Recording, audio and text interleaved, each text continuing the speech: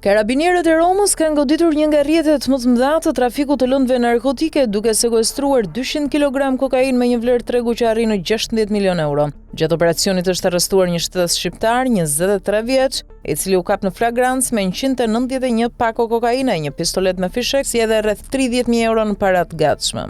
I dyshuari po ecte në rrugë me një çantë shpine duke vëzhguar rreth e qark me sjellje të dyshimt, gjë që troqi me njëherë vëmendjen e karabinierëve të Komandës Provinciale të Romës, të cilët vendosën ta kontrollonin. Gjatë kontrollit personal, u gjet një shumë e konsiderueshme parashe, pa justifikueshme, pasi nga verifikimet rezultoi se ai ishte i papunë. Siç raportojnë mediat italiane, hetimet u zgjeruan menjëherë në banesën e tij ku u zbulua një qendër e mirëfillt logjistike për magazinimin e drogës. Brenda karabinierët gjetën 8 çanta të mëdha të mbushura me kokainë, të ndarë në 191 pako me logo të ndryshme që përfaqësonin rreth 8.000 doza marka të ndryshme për çdo lloj konsumatori të destinuara të furnizonin tregun e Romës. Vlera totale e drogës së sekuestruar përllogaritet rreth 16 milion euro, një shumë që do të kishte përforcuar financat e organizatave kriminale lokale.